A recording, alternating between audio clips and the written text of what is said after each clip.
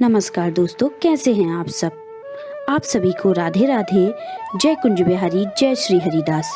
गुरु ब्रह्मा गुरु विष्णु गुरुदेवो महेश्वरा, गुरु साक्षात परब्रह्म तस्मै श्री गुरुवे नमः। माघ मास महात्म अध्याय 28। वशिष्ठ जी कहने लगे कि हे राजन दिलीप, बहुत से जन समूह सहित अक्षोदन सरोवर में स्नान करके सुखपूर्वक मोक्ष को प्राप्त हो गए।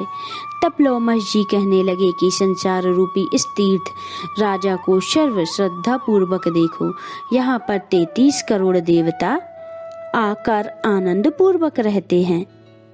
यह अक्षय वट है जिसकी जड़ पाताल तक गई हैं, और मार्कंडेय ऋषि प्रलय के समय भगवान इसी अक्षय व्रत का आश्रय लेते हैं।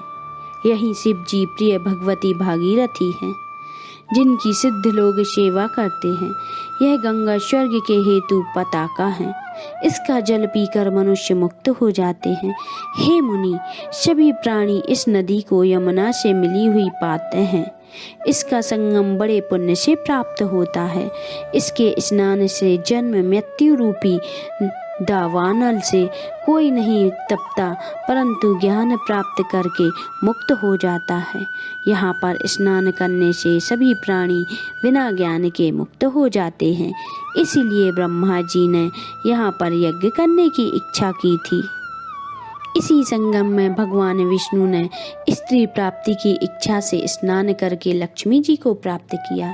यहाँ पर त्रिशूलधारी शिव जी ने त्रिपर दैत्य को मारा था, और प्राचीन काल में उर्वशी स्वर्ग से गिरी थी तथा स्वर्ग पाने की इच्छा से यहाँ पर ही उसने स्नान करने से नहुस कुल में राजा ययाति के वंशधर पुत्र प्राप्त किया।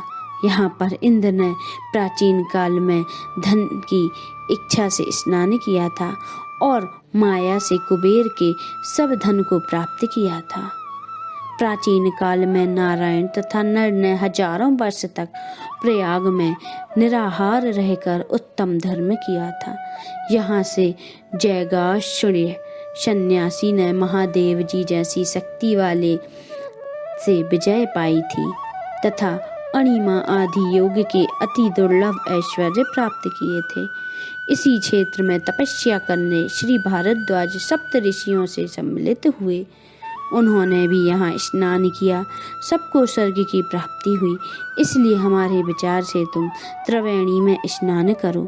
इस स्नान से पहले किए हुए तुम्हारे सब पाप नष्ट हो जाएंगे और संपूर्ण वैभवों को प्राप्त होगे। ऋषि के ऐसे वचन सुनकर सभी त्रिवेणी में स्नान करने लग गए, और उसी स्नान करने से सबकी पिशाचिता नष्ट हो गई। शाप से विमुक्त होकर उन्होंने अपना शरीर धारण कर लिया। वेद निधि ने अपनी संतान को देखकर प्रसन्न चित्त होकर लोमश जी को संतुष्ट किया और कहा कि अपने अनुग्रह से ही श्राप से मुक्त हुए।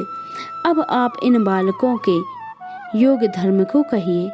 लोमश जी कहा कि इस युवा कुमार ने वेदों का अध्ययन समाप्त कर लिया है, इसलिए इन कन्याओं की प्रीति पूर्वक कर कमलों को ग्रहण करें।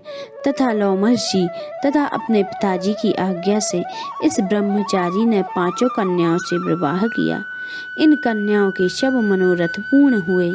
जिनके घर में लिखा हुआ यह महात्मा पूजा जाता है, वह नारायण ही पूजे जाते हैं।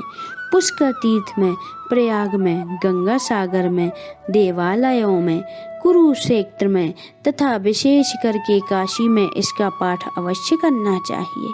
पुष्कर तीर्थ में ग्रहण के अवसर पर इसके पाठ का दुगना फल मिलता है और मरने पर वैष्णव पद प्राप्त होता है।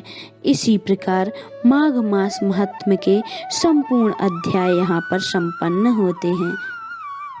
श्रीमन नारायण नारायण हरि हरि, श्रीमन नारायण नारायण हरि हरि, भजमन नारायण नारायण हरि हरि, भजमन नारायण नारायण हरि हरि, जय श्री कृष्णा भक्तों, बांके बिहारी लाल की जय। तो बताइए दोस्तों, कैसी लगी आज की हमारी ये कथा आपको हमारी कथाएं पसंद तो आ रही है ना? तो जल्दी से हमारे चैनल को सब्सक्राइब कर लें अगर आपने सब्सक्राइब नहीं किया है, और बेल आइकन को प्रेस करें जिससे हमारे आने वाले वीडियो आपको जल्दी जल्दी मिलते जाएं। और हमें कमेंट करके जरूर बताएं कि आपको हमारी कथाएं कैसी लग रही हैं, जिससे हम आगे भी आपके लिए नई नई कथाएं लेके आ सकें। नमस्कार।